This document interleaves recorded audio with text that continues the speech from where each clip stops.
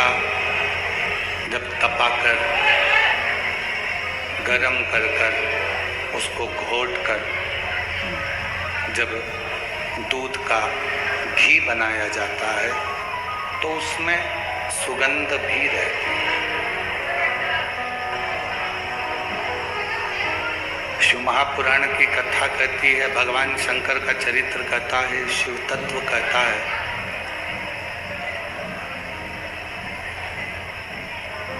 दूध को कीमत वाला बनाने के लिए भगवान ने उसको घी बनाया और घी इतने आसानी से नहीं बन जाता। दूध को थोड़ा सा तपना पड़ता है, दूध को थोड़ा सा फटना भी पड़ता है, दूध को थोड़ा सा कष्ट सहना पड़ता है।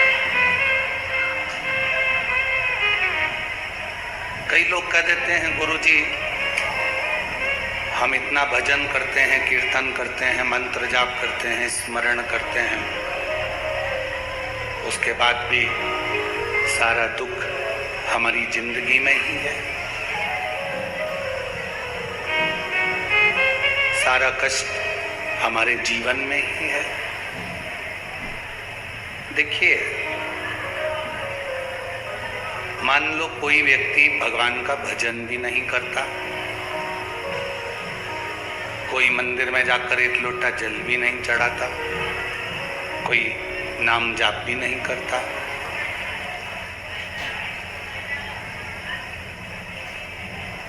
उसने एक लोटा जल भी नहीं चढ़ाया, नाम जाप भी नहीं करा, स्मरण भी नहीं करा,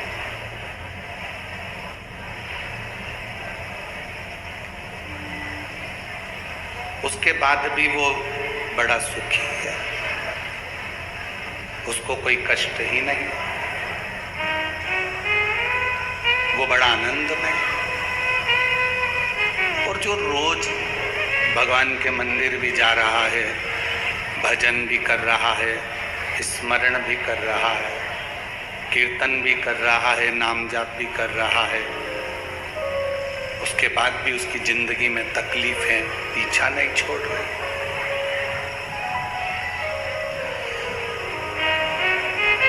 मिट्टी को जितना मूर्तिकार अच्छे से मसता है, उसको कष्ट देता है, उसको रोंदता है, मिट्टी की मूर्ति बर्तन उतना अच्छा बनता है।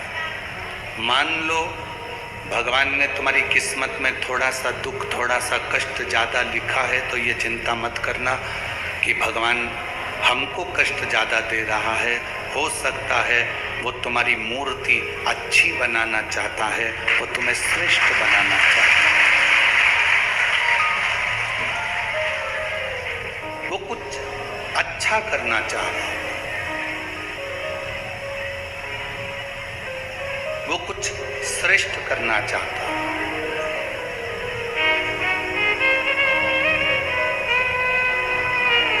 मन में ये भ्रम कभी उत्पन्न ना करें कि हम भजन करते हैं, हम कीर्तन करते हैं, हम मंत्र जाप करते हैं, हम नाम जाप करते, हम स्मरण करते और दुख हमारे ऊपर ही आता है।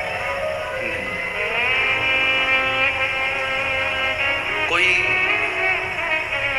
संसार का ऐसा कोई व्यक्ति नहीं है जिसकी जिंदगी में थोड़ी ना थोड़ी तकलीफ नहीं है, थोड़ा ना थोड़ा कष्ट सबके जीवन में। बस कोई उस कष्ट को हंसकर झेल लेता है और कोई उस कष्ट को रोकर झेलता है। ये जो पेटी है ना बीच में, उस पेटी को या तो एक साइड कोने में कर दो या अंदर निकाल के एक साइड कर दो, ऐसा थोड़ा सा रास्ता करके उसको इधर निकाल दो तो लोगों को बैठने में दिक्कत नहीं आएगी और दर्शन में दिक्कत नहीं आएगी। ये वाली नहीं, वो वाली बीच वाली।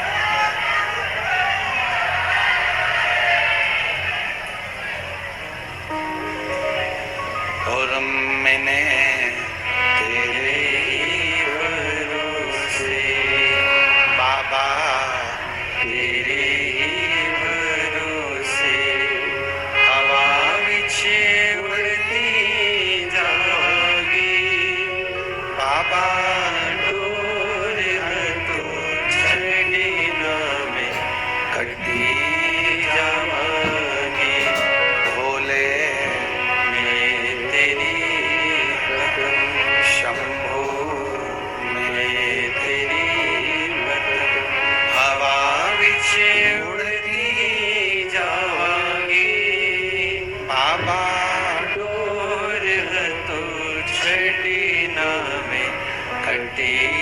जावांगे।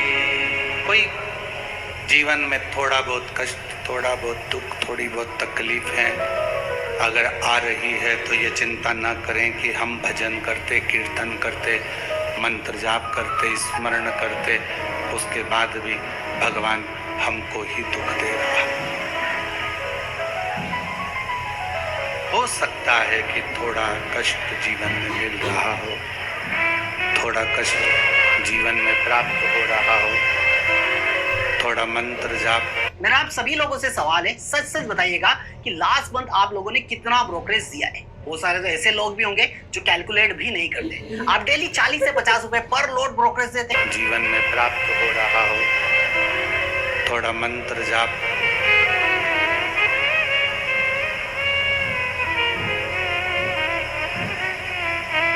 होने दो। फिर कोई कहे कि गुरुजी वो हमारे पड़ोसी हैं, हमारे रिश्तेदार हैं, कभी भगवान का भजन नहीं करते, कीर्तन नहीं करते, मंत्र जाप नहीं करते, स्मरण नहीं करते।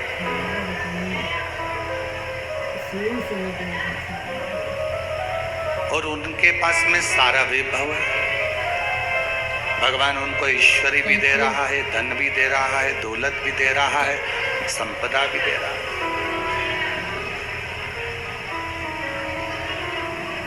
हो सकता है उसका पूर्व का कोई प्रारब्ध हो, उसके पूर्व में किए हुए कोई भजन का बल, उसके पूर्व में किए हुए कोई मंत्र जाप का बल, उसके पूर्व में किए हुए कोई नाम जाप का फल उसके भाग्य में हो।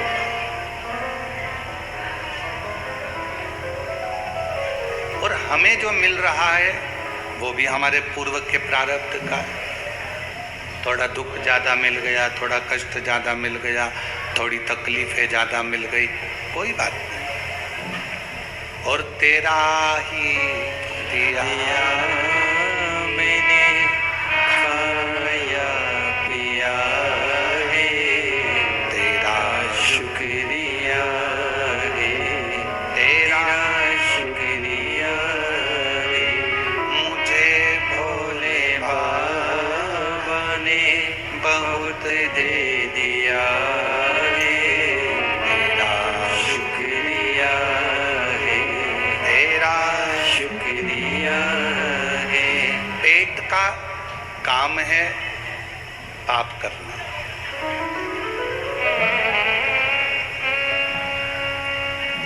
नेत्र पाप नहीं करना चाहते, श्रवण पाप नहीं करना चाहते, जिह्वा पाप नहीं करना चाहते, पाँव पाप नहीं करना चाहते, हाथ पाप नहीं करना चाहते, ये मन भी पाप नहीं करना चाहता। ना मन पाप करना चाहता है, ना पेट पाप करना, ना नेत्र पाप करना, ना नेत्र पाप करना चाहते हैं, ना श्रवण पाप करना चाहता है। पाप केवल पेट कराता है।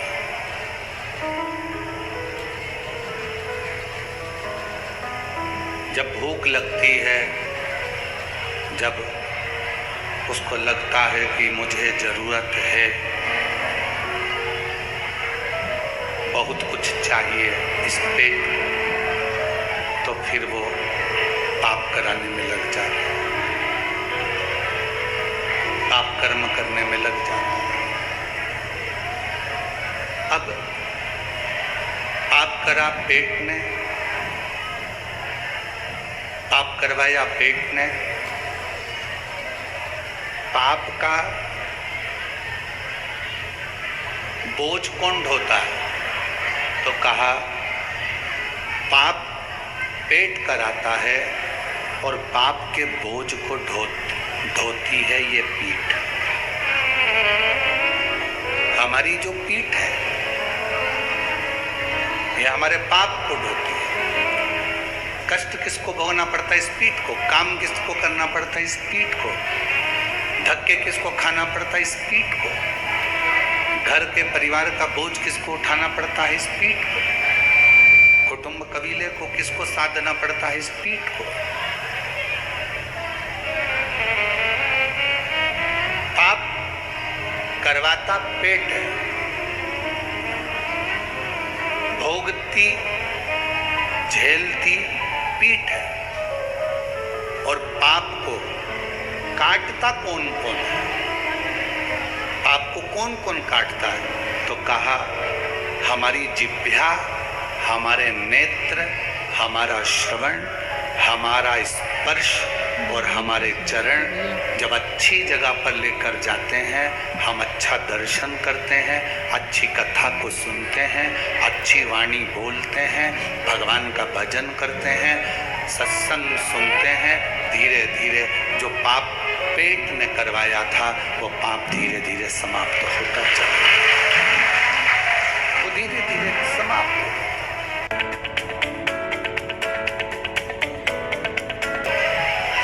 कई लोग अपनी अपनी कहावतों में कह देते पापी पेट का सवाल।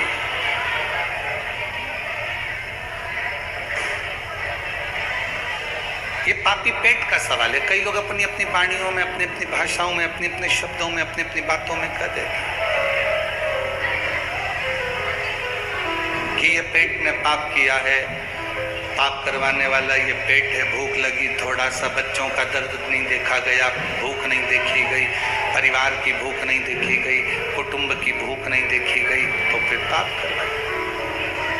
और मत बुरे कर्म कर बंदे, वरना पछताएगा, भगवान की आंखों से तू बच नहीं पाएगा, बच नहीं पाएगा। अरे ओ अज्ञानी मत करना नादानी, अरे ओ अज्ञानी मत करना नादानी।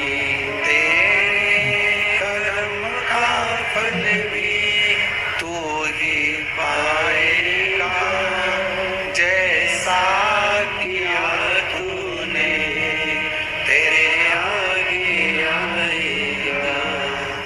मत बुरे कर्म कर बंदे, वरना पछताएगा, भगवान की आंखों से तू बच नहीं पाएगा, तो बच नहीं पाएगा। अपनी वाणी, अपना शब्द, अपनी दृष्टि, अपनी श्रवण शक्ति, अपना स्पर्श, अपना चरण, यह हमारे द्वारा किए हुए सारे पापों को नष्ट कर देता है। वो कैसा भी पाप,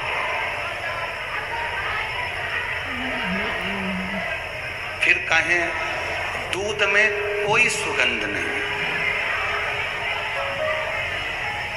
पर दूध का जब घी बन जाता है तो उसमें सुगंध आना प्रारंभ हो जाता है। बस दूध को थोड़ा सा तपना पड़ेगा, दूध को थोड़ा सा अग्नि में तपना है और दूध को थोड़ा सा मठना है, फिर दूध घी बन जाएगा और उसमें सुगंध भी होगी, उसकी कीमत भी होगी और वो श्रेष्ठ भी होगी। आप भी सुगंधित नहीं हो। बहुत हो सकता है कि जिंदगी में बहुत सारे कष्ट चल रहे हो, बहुत सारी परेशानियां चल रही हो, बहुत सारा दुख चल रहा हो, पर समझ लेना कि मेरा भोले बाबा, मेरा शंकर, मेरा त्रिकालदर्शी, मेरा कैलाशी, अविनाशी, मेरा शंभु आपको तपा रहा है, आपको कष्ट दे रहा है श्रेष्ठ बनाने के लिए, अच्छा बनाने के लिए। हम कहीं जितना पे हमारे विधवा बोला श्रेष्ठ बनाने के लिए मेरा बाबा आपको कुछ तपा रहा है, कुछ अच्छा करने के लिए थोड़ा कष्ट दे। आपण जब बहीण के निकले चालू झाला, आपण जब बहिणी तो 1 लीटर दूध लेकर नहीं निकलते इतना नहीं तपा आया भी ये निकले चालू माता सती ने, तो मानिए कुछ दिन हो जाता है ना 1 लीटर में। अरे क्रोध की अग्नि में जल गई, भस्म हो गई। और क्रोध की अग्नि में जलकर भस्म होने के बाद स्वयं के पति ने ही श्राप दे दिया।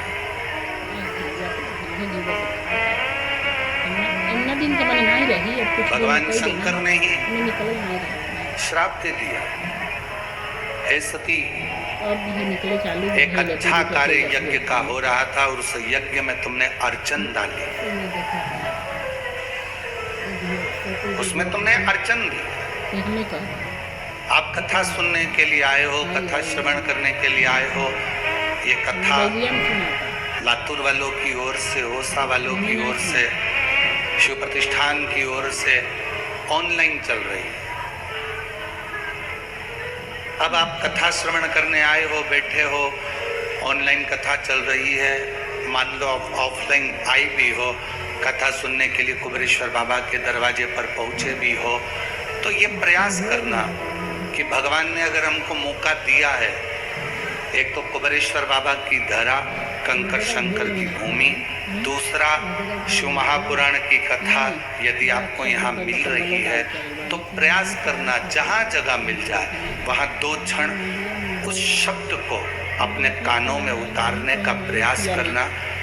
कथा चलते में जब श्री शिवाय नमस्तुभ्यम बोलने का मौका हो तब इस जिह्वा को खोलना, बोलना, और फिर इस मन का काम चालू हो जाएगा। ये मन बाबा से अपने हृदय की बात कहना प्रारंभ कर देगा और शिव उसे स्वीकार करेगा, शंकर उसे स्वीकार करेगा। शिव कथा कर रही है, सती मैया अग्नि में जलकर भस्म हो गई। शिवजी ने श्राप दे दिया कि तुम कोयल की योनि पाओ, क्योंकि तुमने गलती करी।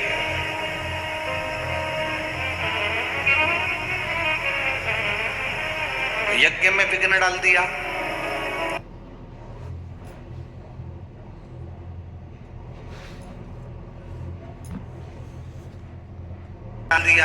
कीर्तन में विघ्न डाल दिया, या कोई भी धर्म का कार्य हो उसमें कभी विघ्न ना डालना।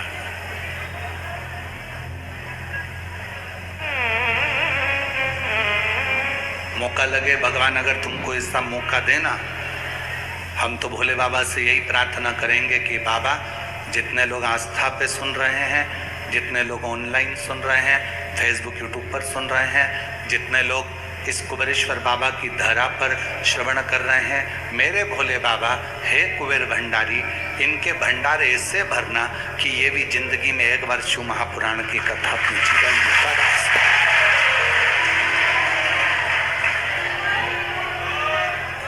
मांग कर नहीं,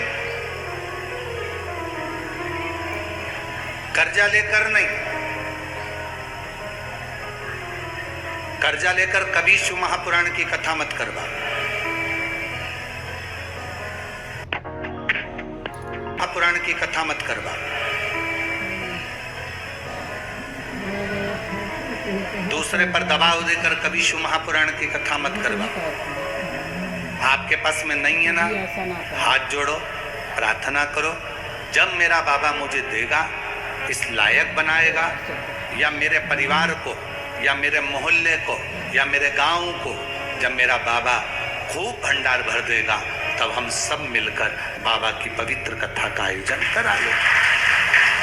शिव महापुराण की कथा कभी ये नहीं कहती कि तुम करोड़ों का खर्च कर कर, या करोड़ों का धन लेकर, या कर्जा लेकर, या अपनी जमीन रखकर, गाड़ी रखकर, बंगला रखकर, या अपनी प्रॉपर्टी रखकर, या किसी तरह का कर्जा लेकर शिव पुराण की कथा करवाओ। ये कभी शिव पुराण नहीं कहती, कभी नहीं कहती।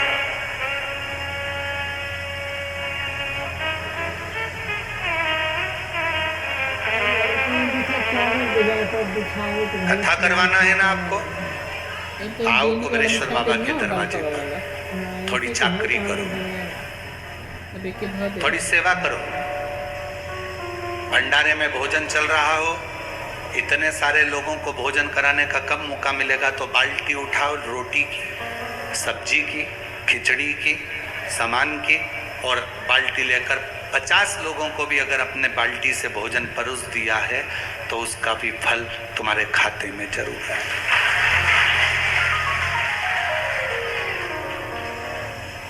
नल पर आरओ का पानी है, बिस्लरी का पानी नलों में भी आ रहा है, मशीनें लगाई गई है भक्तों के द्वारा कि सबको आरओ का पानी मिले। लेने जा रहे हो, पास में अगर कोई बुजुर्ग महिला है, उसकी बोतल खाली है, लाओ माँ मैं जा रहा हूँ, भर कर ला कर देता हूँ, मेरा भी लाऊंगा तुम्हारा भी ले आऊंगा।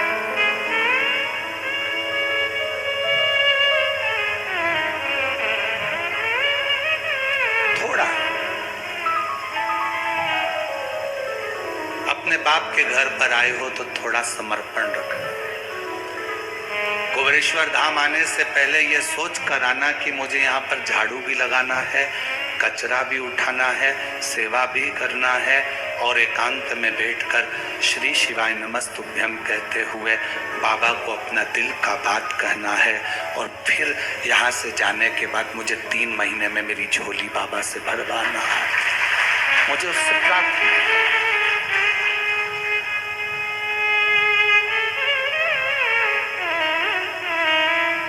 केवल जैसे दूसरे तीर्थ में जाते हो, एंजॉय करते हो, फोटो खींच लेते हो और वहां से प्रसाद का डब्बा बाहर से लिया, भोग लगाया और लेकर अपने घर चले गए, ऐसे कुबेरेश्वर धाम कभी मत आना, बिल्कुल मत आओ। कुबेरेश्वर धाम अगर आ रहे हो तो दिल लेकर आओ, थोड़ी सेवा करना है, थोड़ी चाकरी करना है।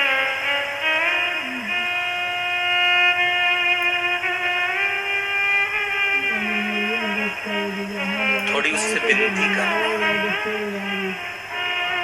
छाता लगाकर भी कहीं बैठे हो, सोचो जरा कितनी कृपा मेरे शंकर की होगी, कितनी करुणा होगी। कथा चालू होने के पहले खूब तेज सूर्य तपता है, धूप इतनी तेज रहती है कि पसीना टपकता है। कथा चालू होने के 15 से 20 मिनट पहले बाबा खुद छाया कर तुम्हारे को कथा सुनना उसकी। और ये नजारा सालों साल चलता है। जहाँ शिव महापुराण की कथा जिस गांव में, जिस पंडाल में, जिस नगर में होती है, थोड़ा धूप आएगी, छांव आएगी, धूप आएगी, छांव आएगी, कथा चलती रहेगी और शिव भक्त सुनते हैं। उसको कहो, सती तुमने गलती करी है कि तुमने इस यज्ञ में विघ्न डाल दिया, ये सती तुम्हारी गलती है, तुमने विघ्न डाला, तुमने विघ्न उत्पन्न करा।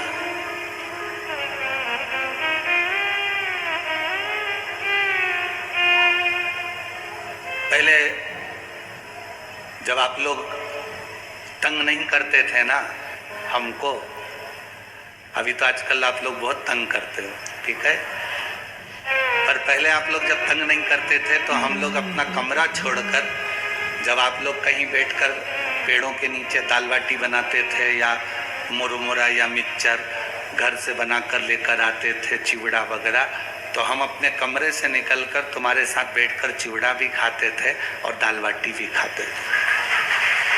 अब कमरे से निकलते इसलिए नहीं ज़्यादा क्योंकि तुम लोग चलने तक तो देते नहीं। हमारा भी मन करता है आप लोगों के बीच में बैठने का, हमारा भी मन करता है आपसे बात करने का, हमारा भी मन करता है कि थोड़ी देर आपके बीच में रहें, आपके साथ में बातचीत करें, हमारा भी मन करता है।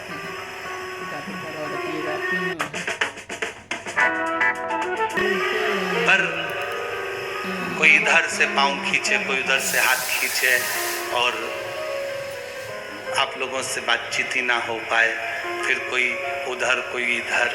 हमारा मन करता है हमारी बहनें आई हैं, हमारे जीजा होन आए हैं, भांजा भांजी आए हैं, तो थोड़ा बैठ कर बातचीत करा जाए, स्मरण करा जाए,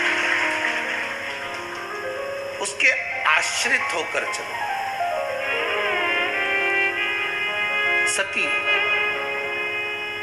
तुमने गलती करी है, तुमने विघ्न डाल दिया, ये सबसे बड़ी गलती सती तुम्हारी है। तुम्हें कोयल का जन्म मिलेगा।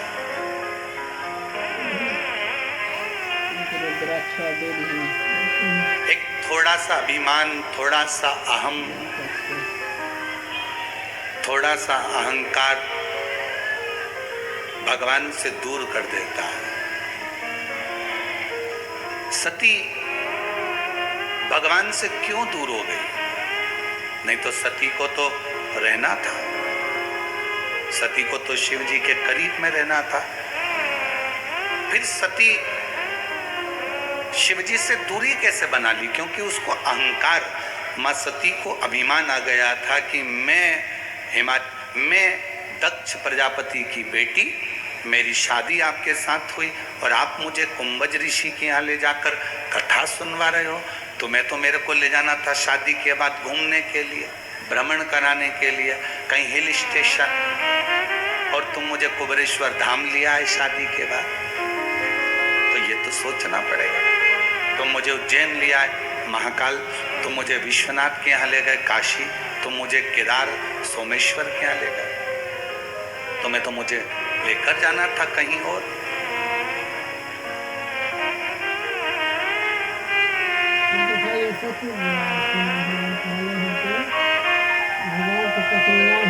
बारिश का जल गिरता है, बारिश का जल गिरता है तो वो नाली में जाता है, नाले में जाता है, नदी में जाता है, फिर बहता बहता वो बारिश का जल एक दिन समुद्र तक पहुंच जाता है। बोलो, जाता है कि नहीं जाता? जम के बोलो। बारिश का जल गिरता है, नाली के माध्यम से, खड्डों के माध्यम से बहता बहता नाले में जाता है, नाली में जाता है, नदी में जाता है, बड़ी नदियों में पहुंचता है, फिर धीरे धीरे वो समुद्र तक पहुंच जाता है। जैसे बारिश बरसती है और उसका पानी समुद्र तक पहुंचता है, उसी तरह जब शिव महापुराण की कथा कहीं बरसती है, शिव पुराण की कथा किसी गुरु के मुख से जब बरसती है, तो वो जितने भक्त के पास में जाती है, उन भक्त को वो शिव तक ले जाकर छोड़ देती है, शंकर तक पहुंचा देती है।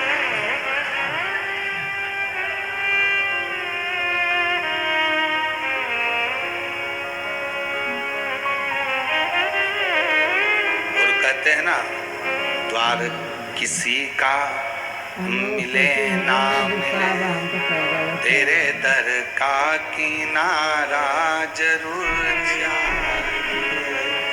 सहारा किसी का मिले ना मिले, तेरे दर का सहारा जरूर चाहिए। कोई और मंजिल में मिले ना मिले, मुझे तेरा सहारा जरूर चाहिए। कोई मिले ना मिले, कोई मुझे अपनाए ना अपनाए, पर तू मुझे अपना। और तीर्थ जैसे नहीं, गए, फोटो खींचा, घूमे फिरे, चाट माट खाई, एंजॉय करा,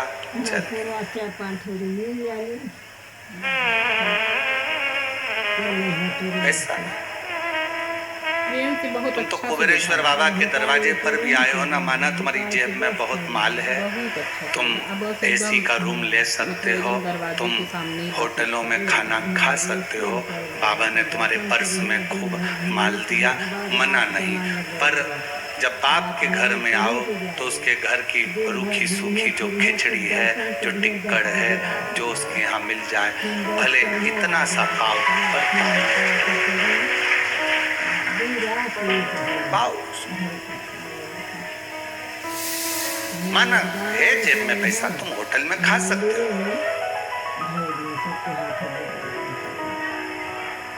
और कोई महाराज होए ना तो तुमसे कहे कि होटल में खाया करो, काहे को यहाँ इतना भीड़ लगाते हो।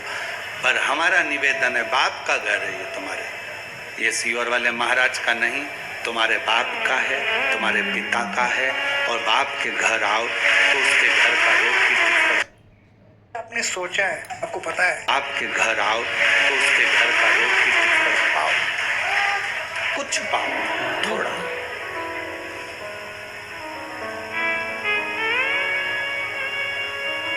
पूरा ग्राउंड बहुत बड़ा, कुबरेश्वर बाबा की ये धरा बहुत बड़ी है। कहीं बैठ गए एकांत में, थोड़ी देर बैठकर अपने हृदय से, अपने मन से श्री शिवाय नमस्तुभ्यं,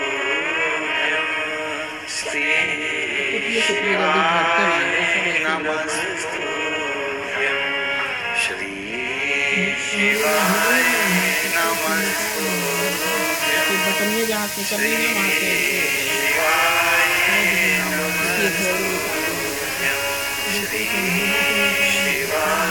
बैठ कर वासी में निकाल दे तब फिर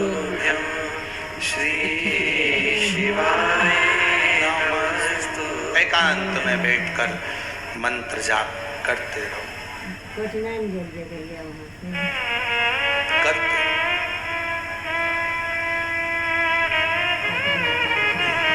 उसकी मर्जी होगी, 3 महीना भी देरी नहीं करेगा, उसका मन होगा तो तुम्हें यहाँ से भेजने से पहले ही तुम्हारी झोली खुशियों से भरकर भेज देगा।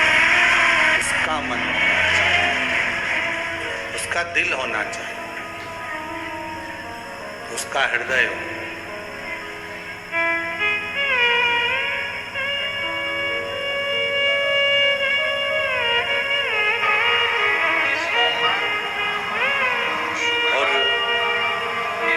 सती कोयल का जन्म पाती है और कोयल का जन्म लेकर सती माँ भटकती है। शिव से दूर होने का कारण हमारा अहंकार, हमारा अभिमान, हमारी अभिमतता।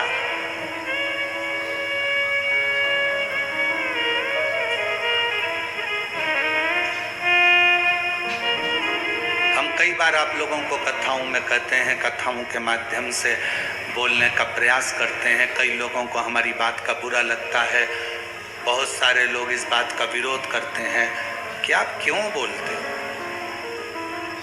हमारा निवेदन है, कथाकार को कथाकार रहने दो, संत को संत रहने दो, तपस्वी को तपस्वी रहने दो, मुनि को मुनि रहने दो, साधक को साधक रहने दो, उपासक को उपासक रहने दो। उसको भगवान बनाने का प्रयास कभी मत करो, उसको भगवान बनाने का प्रयास मत करो। उसको इंसान है, इंसान रहने दो।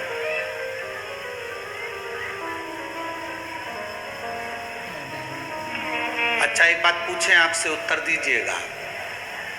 शंकर भगवान राम जी का जन्म हुआ था तो सबसे पहले भगवान शंकर दर्शन करने गए थे। कौशल्या जी की गोद में से शंकर जी ने राम जी को हाथ में लेकर दर्शन किया था। क्या शंकर भगवान को राम जी का भाग्य नहीं मालूम था? बोलो जरा जम के। त्रिकालदर्शी है वो, उसको मालूम था, मेरे शिव जी को सब मालूम था कि राम जी की जिंदगी में 14 वर्ष का वनवास होगा, ये कष्ट आएगा, ये तकलीफ आएगी, ये सब होगा।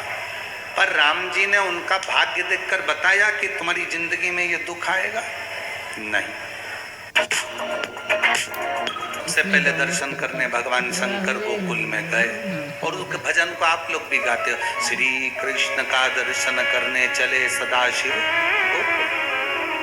पर भगवान शंकर ने कृष्ण भगवान का भी भाग्य नहीं बताया कि इनको अपना गांव छोड़ना पड़ेगा, नगर छोड़ना पड़ेगा, मथुरा जाना पड़ेगा, मथुरा छोड़कर इनको द्वारका जाना पड़ेगा, इनको राधा जी का भी त्याग करना पड़ेगा, इनको अपने परिवार का त्याग करना पड़ेगा। भाग्य नहीं। मेरे शिव किसी का भाग्य नहीं बताते। पर मेरे शिव दुनिया के लोगों का भाग्य बताते नहीं है, पर भाग्य बना जरूर देते हैं। भाग्य बनाया, राम जी ने जल चढ़ाया, रामेश्वर धाम की स्थापना करी, लंका पर विजय प्राप्त करा दी।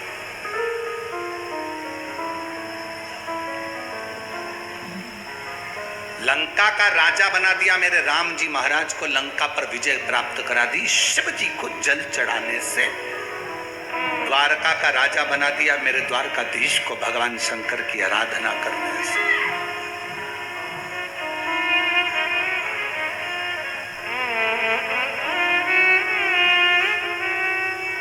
बर्बरी